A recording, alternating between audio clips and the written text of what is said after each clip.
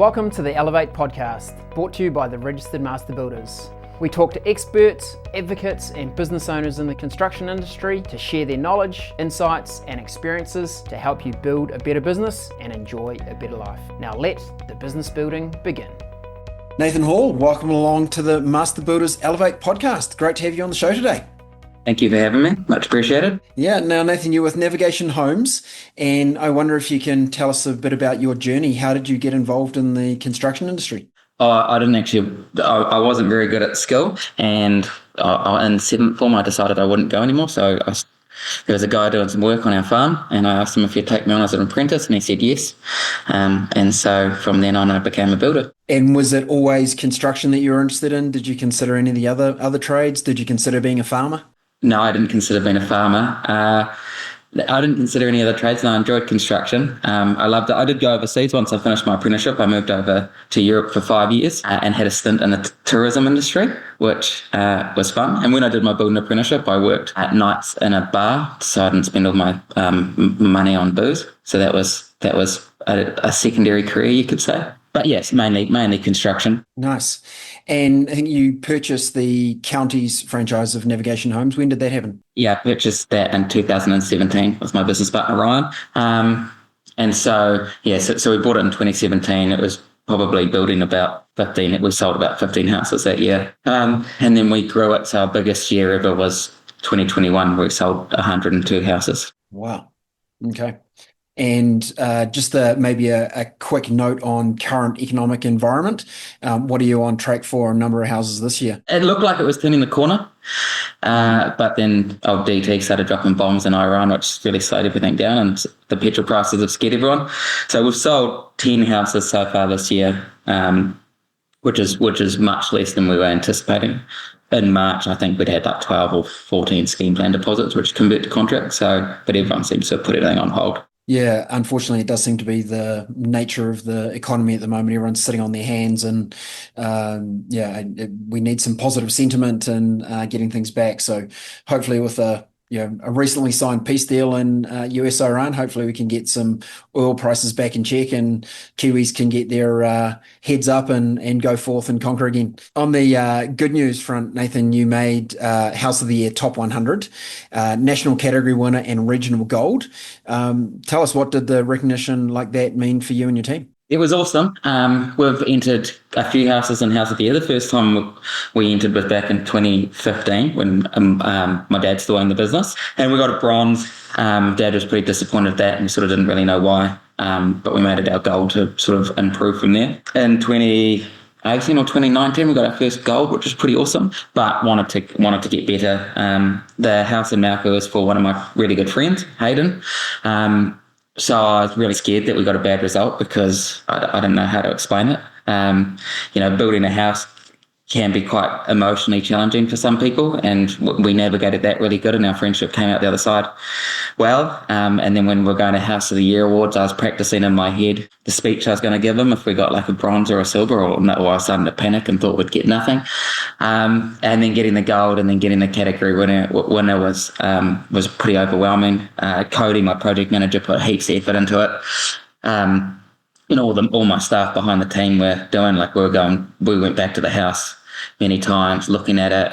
During the build, I tried to tell, he's got this outdoor patio facing west, and I tried to convince him. I said, look, it's facing the Port Waikato, man. It's always going to be windy and rainy. You should put a bit of joinery in here to give your patio some shelter. And he wanted to do a bar, and he was going to buy like a Macacapa slab for it. And then 2 days before the judging, he rang me up and said, you're right, I'm going to put a piece of joinery in there. So I'm not going to go buy a slab of Macacapa. I said, we can't enter the house into House of the Year. Like, we can't have it judged if it's missing this bit of thing. And he goes, but the rest of the house is awesome. Like, won't they just look at the rest of the house? It's one thing. And I was like, nah. I rung up Cody, my project manager. I was like, we've got to pull it out. We're not entering it just to fail. So we're running around different places trying to figure out what we're going to do. And there's a guy with heaps of offcuts of timber on the way between Pyrite and Pukekohe, so we rolled over to his. We found the best slab that we could find, and then Dan, our builder, pulled off a wonder, measured everything, cut it, and it's just slipped in so perfectly, and it looks amazing, that slab. We rubbed tea tree all onto it, and then when the judges turned up the next day, it was a hit.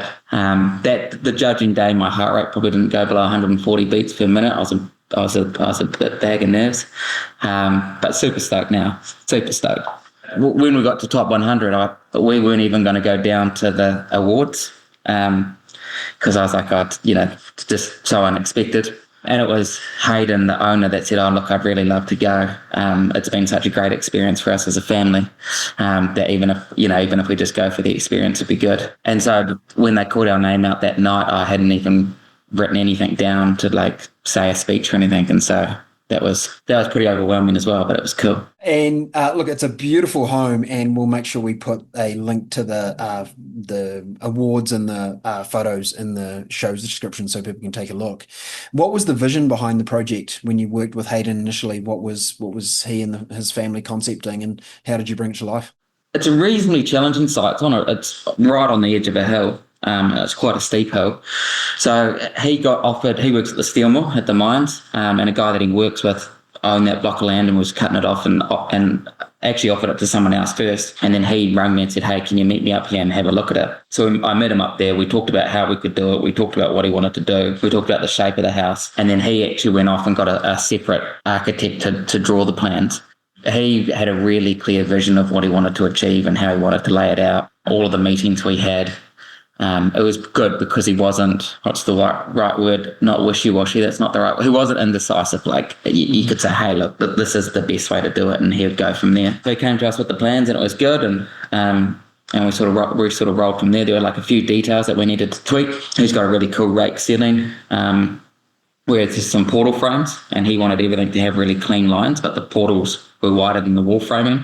So I talked to him about how to hide that. We've got a fireplace on one side. We've got a bar on another side where he could put his keys and stuff. So we've managed to integrate that seamlessly into the area without it looking like it was an afterthought. Nice. And what feedback did you get from the judges? Why did they say that it was so good? I mean, the judges are pretty closed book, eh? Like you don't know. Like even when they came back for second judging, there was like this painted, there was this glass, there was this window, and we'd been to the house 200 times to go over it. And then on the day of the judging, it was really late and the sun was really low, and all of a sudden this glass had like a little bit of opaque in it that we'd never seen before. And I'm going, "What's going on?" And sort of panicking there. And this judge was like, "Oh, you're gonna come to Christchurch?" And I'm like, "Is it worth it? Is it worth coming to Christchage?" And they're like, "Oh, I don't know. I guess we'll give you a look to tell you that you're all right." And I was like, "Well, what does that mean? Are you just going to give everyone a look?" And Cody, my project manager, was like, "We should go." I was like, "Well, he's not really telling us much." So, yeah. So, I mean, they said they were really happy. They went through it all, and that they loved how committed we were to the quality of the product and whatnot. I mean, the other entrants in our category were amazing as well. Like the builders seem to raise their standards every year, so it's a challenging game to be in. Indeed. And how do you balance, and maybe curious around your input versus the architect on this one, but how do you balance the really visually appealing aspect of the house with something that has to be super functional for a family living as well?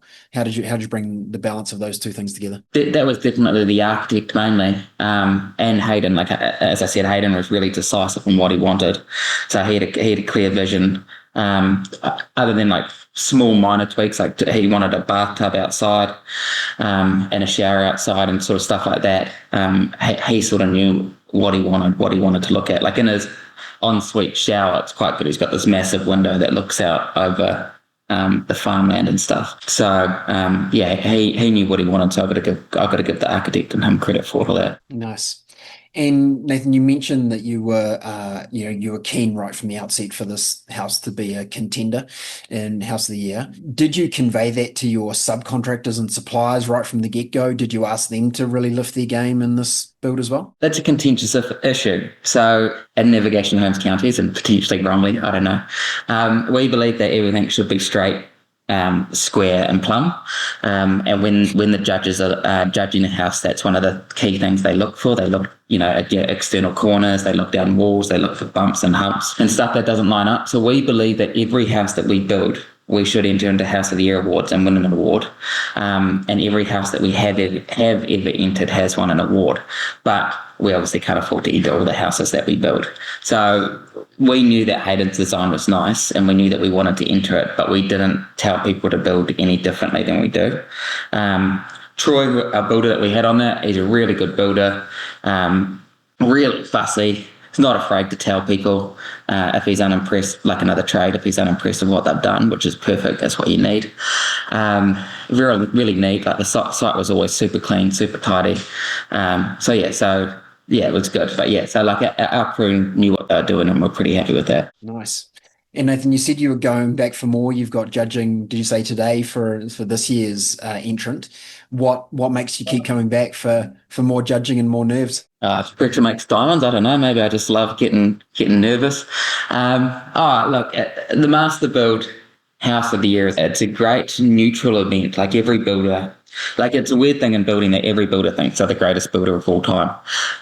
Like we've got 4 different crews of builders, and they probably would all say that they're the best builder. They are really, really good builders. But like the House of the Year is, you got judges that turn up. They have no allegiance to anyone, and they do a builder's favourite thing, which is plucking the eyes out of someone else's work, and they just rip your work apart. So I reckon being a judge would be awesome. Any builder could be a judge. Well, not any builder could be a judge, but builders love looking at other builders' work and being like, oh, I could have done that better. So being a judge would just be a dream for a builder, because you'd be like, oh, look at this. So entering every year is like our statement to our customers that we want to build quality. We plan on building quality all the time, and we put our reputation on the line year in, year out by entering House of the Year, because you're only as good as your last award. So if this year we miss the mark and we don't get it, we know that we need to improve as a team, because you can't let complacency creep in. Yeah, love it. And careful what you wish for, Nathan. I've had some of the judges on the show, and I know what they have to put into making the judging work, and how many trips they do around the country to view different houses. So careful what you wish for a judge.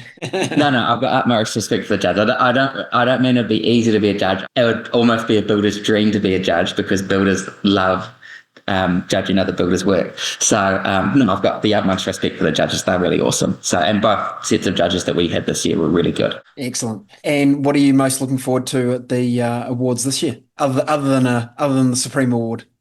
Is it also being part of the Master Builders community? Do you like interacting with the rest of the people? Do you like getting a suit on? What do you enjoy? No, I don't really like getting a suit on. To be honest with you, I don't enjoy the night that much until the awards are over, because as I said before, I'm a bag of nerves. In 2022, I think we got into the top 100 the first time, and as our category came up, I honestly thought I was having a heart attack because I was so panicking.